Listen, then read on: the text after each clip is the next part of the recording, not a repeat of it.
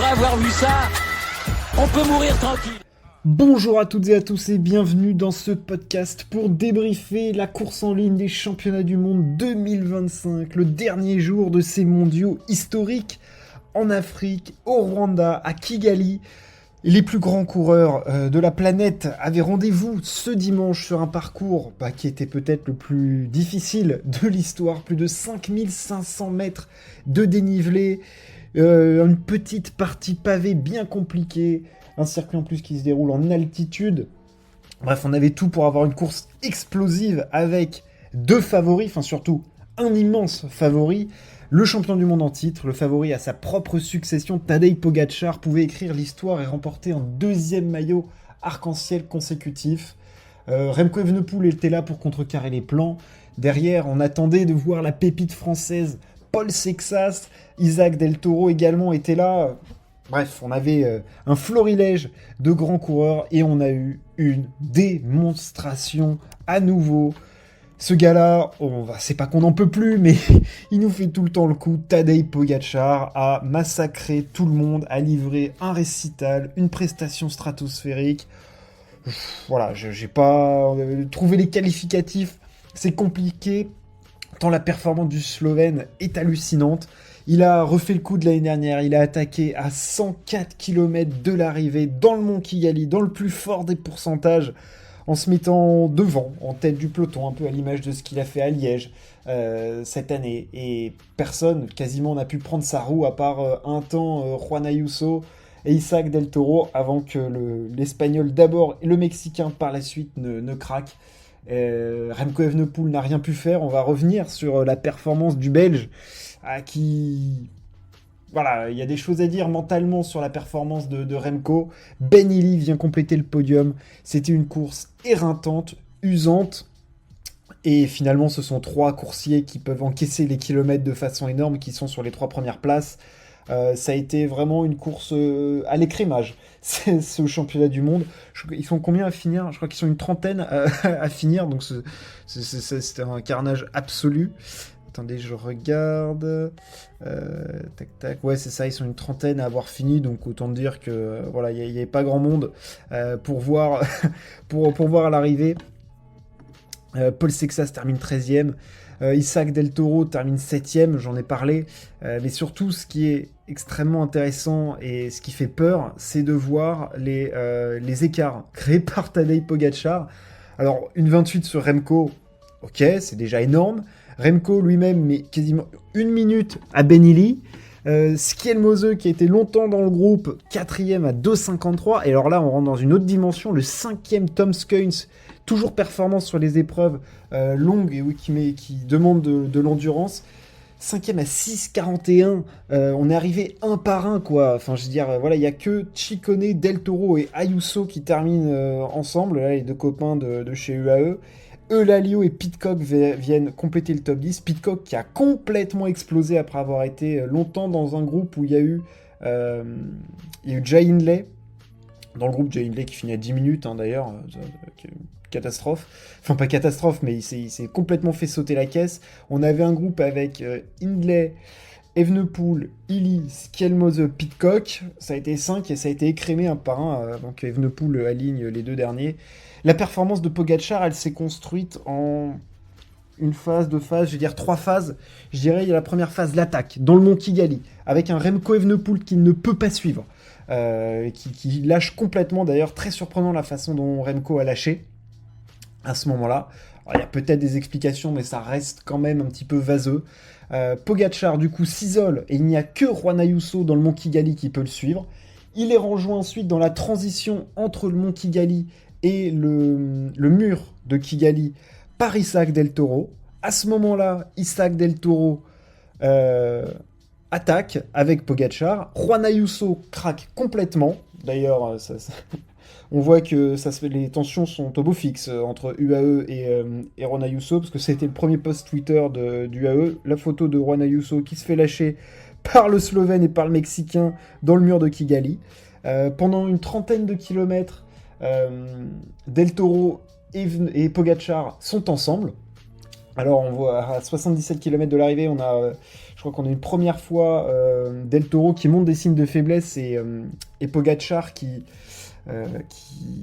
attend quand même son coéquipier chez UAE. Il y a 40 secondes à ce moment-là, et c'est extrêmement stratégique, parce qu'il y a le peloton n'est qu'à 40 secondes, et c'est le moment où Evenepoel fait son changement de vélo en faisant n'importe quoi.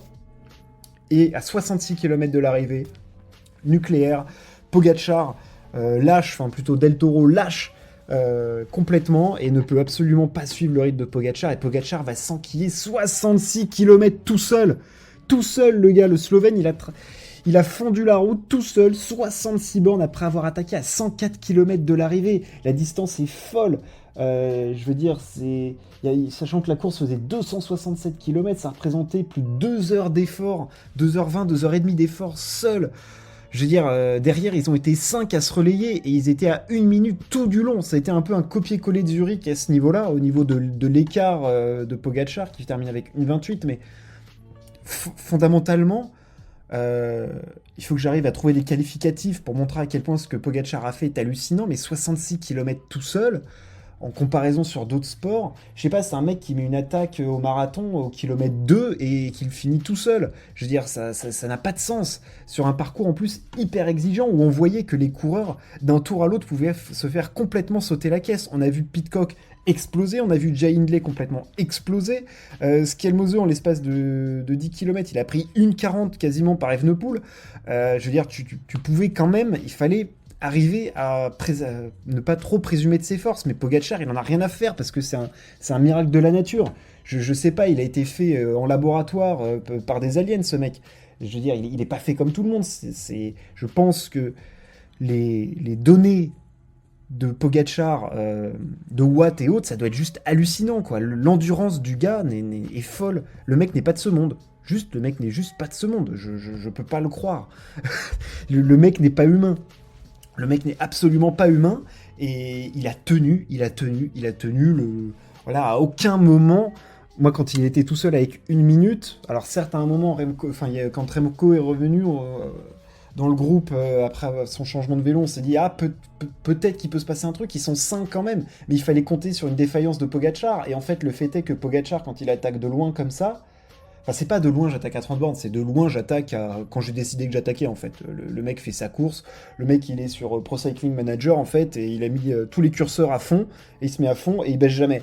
On sait qu'il ne se fait pas rattraper, on l'a vu au Stradé la première fois il y a 2 ans, l'année dernière au Mondiaux il a fait le coup, donc moi à aucun moment je me suis dit, le mec maintenant il sait gérer, il connaît ce type d'effort, ça a beau être la course la plus dure du monde avec les meilleurs coureurs derrière, il va pas se faire rattraper, et il s'est pas fait rattraper, à aucun moment il s'est fait rattraper. On l'a vu un petit peu à l'ouvrage à la fin, mais c'est ça qui est encore plus déprimant pour les autres, c'est que Tadej Pogacar, à aucun moment sur le faciès, enfin, évidemment qu'il pioche et que c'est dur, je peux pas croire que ce soit pas dur, mais dire à la fin, déjà c'est une course où ils finissent à 30, donc si tu veux, il y a une faucheuse façon moissonneuse-batteuse sur toute la course, et le mec finit presque bien, quoi, alors que, tu vois, Evenepoel, il est cuit, Benelli, il est cuit, enfin, je veux dire, quand t'arrives seul, quand tu finis la course seul, un par un, ça veut dire que ça a été excessivement difficile, et ça l'a été, ça l'a clairement été, et notre ami Tadej vient donc remporter cette course avec une 30 d'avance sur son rival annoncé Evenepoel. Je vais finir avec Pogacar pour dire que du coup c'est un 2e maillot de champion du monde. On va le revoir tant qu'on pourra avec du coup les liserés de champion du monde. Performance, le dernier à avoir réalisé ça, c'était Julien Alaphilippe. On a vu aussi Peter Sagan qui lui avait fait un formidable triplé. Tadej Pogacar redéfinit les limites du cyclisme, mais le cyclisme en tant que tel, enfin je veux dire, on est face à un phénomène de foire absolument dingue. Il fait ce qu'il veut sur le vélo, c'est le roi incontesté, c'est peut-être le plus grand coureur de tous les temps. Je veux dire, là j'ai son palmarès sous les yeux, c'est juste flippant, quoi. Là il a repris les courses en plus, il a fait juste Québec-Montréal, il vient et bim, il aligne tout le monde en mettant une 30 sur les championnats du monde, quoi. C'est la course que tout le monde prépare, c'est juste fou, quoi. Sa saison 2025 elle est folle, il a pas quitté le podium à part sur Québec, sur toutes les classiques, il fait 3ème de San Remo, il gagne les Flandres, il fait 2ème de Roubaix parce qu'il tombe. Il gagne Liège, il gagne les Stradé, il fait 2ème de l'Amstel, il gagne la Flèche. Que dire, quoi, que dire. Je veux dire, ce mec-là, et il laisse la victoire à son coéquipier à Montréal. Voilà, quoi, le mec est différent. Le mec est juste différent, et faut apprécier quand même de voir la greatness des plus grands coureurs de l'histoire, et c'est ce qu'on a sous les yeux. Et en plus, ce qui va être sympa, c'est qu'on va avoir des duels assez cool en cette fin de saison, parce que il y a une participation au championnat d'Europe, donc ça c'est quand même sympathique. Il y a une confrontation face à Jonas, une autre face à Remco. J'arrive sur Remco, et puis voilà, mais le mec était injouable, le mec était intouchable. Juste intouchable. Voilà, mais d'attaquer à 103 km comme ça, c'est un grand zinzin, parce que tu te mets quand même en danger, quoi. Et lui, il en a rien à foutre. Il en a rien à foutre. Derrière, donc, on a Remco. Remco qui était annoncé comme le concurrent de Pogačar, évidemment, sur un parcours usant. On connaît les qualités du Belge, champion du monde en 2022, évidemment, capable aussi de faire des raids solitaires. J'ai envie de parler, je pense que c'est important, du mental d'Evenepoel, qui est défaillant. On le sait, il s'est déjà agacé plusieurs fois sur le vélo, on l'a déjà vu sur Liège cette année par exemple. Bref, on sait que c'est quelque chose qui peut arriver. Mais je pense que ça démontre une certaine fragilité mentale de la part d'Evenepoel, qui, quand ça ne tourne pas dans sa faveur dans l'instant, ou que il sent qu'il y a quelque chose qui lui échappe, tout de suite il est très nerveux et il réagit mal sur le vélo. Parce qu'aujourd'hui, si on fait les comptes, ce qui s'est passé, je le redis pour tout le monde, il a eu un premier changement de vélo après le Mont Kigali. Mont Kigali, Pogačar met une attaque, Remco d'abord tente de suivre et lâche. Mais c'est pas lâche petit à petit, je me fais décramponner, c'est lâche, il explose, il se fait dépasser par 20 à 30 coureurs. Enfin, je me dis, mais il est nowhere en fait, à 103 km de l'arrivée. Enfin, je veux dire, c'est très très surprenant. Moi j'étais. Parce que je le voyais quand même dans une bonne condition, en tout cas dans ce qu'il montrait dans son discours, il était très ambitieux, Evenepoel. Donc voilà, je me dis, il se sent fort, ça veut dire qu'il sait qu'il peut tenter de faire quelque chose face à Pogačar. Là, il se fait complètement lâcher, il se fait passer par Ayuso, évidemment, Del Toro, tout le monde lui passe devant, même Sivakov, voilà, donc il est absolument pas dans la sphère, parce que quand on voit la fin de course qu'il fait, il avait des jambes qui étaient pas si dégueulasses que ça. Donc la façon dont il se fait lâcher est curieuse. Mais la façon dont il agit par la suite, c'est n'importe quoi. Enfin, je veux dire, c'est pas un cirque, on est sur les championnats du monde, c'est une course préparée. Donc apparemment, il a eu un problème de selle. Donc, enfin, pas de selle, pas de caca, hein, de selle de vélo. Donc on lui change son vélo. Sur son vélo de rechange, on le voit s'exciter sur son vélo de rechange. On voit ses coéquipiers qui passent des relais pour essayer de limiter la casse, parce qu'il y a des groupes intercalés. Et que Pogačar est déjà devant, en plus, avec Del Toro, Ayuso et machin. Et ça va pas. Et au moment, à 77 km de l'arrivée, rechangement de vélo, mais là, n'importe quoi. On le sait, les championnats du monde, c'est une course sans oreillette, donc il ne sait pas où est la voiture. Il aurait pu s'arrêter à l'endroit où il s'était arrêté au tour précédent pour changer son vélo, et pas du tout. Il s'arrête et il perd 40 secondes, enfin une minute, quand il repart après avoir changé son vélo. On le voit s'agacer en plus, shooter dans une bouteille. Enfin, le mec sort complètement de sa concentration. C'est ahurissant l'influx nerveux que tu peux perdre à ce moment-là, alors que, je veux dire, c'est une course qui se compte au coup de pédale, clairement, ce championnat du monde. On le voyait que c'était difficile. Et là, il sort complètement du truc, quoi. Je veux dire, il repart avec une 40 de retard sur Pogačar, il va rentrer, aidé par Quinten Hermans, évidemment. Il va faire d'ailleurs le tour en moyenne le plus rapide de toute la course. Donc il avait quand même des cannes, c'est ça qui me fait dire qu'il avait des cannes. Mais il a perdu un influx nerveux pas possible. Et la façon dont ils ont mal géré ça, évidemment, ça coûte cher. Alors moi, je pense que de toute façon, il n'aurait pas pu battre Pogačar, parce que Pogačar était au-dessus.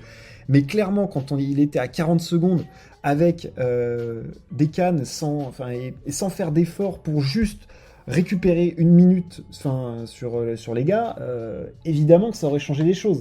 Il n'aurait sans doute pas pu revenir sur Pogačar, qui, on le voyait, dès que ça montait, Poggi, il reprenait du temps sur le groupe de 5.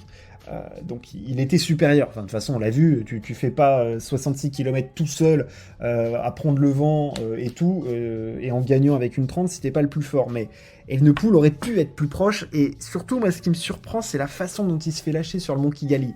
Alors il dit qu'il il a pris un trou sur la route, ça lui a désaxé sa selle et ça lui a mis une mauvaise position et il a eu une crampe.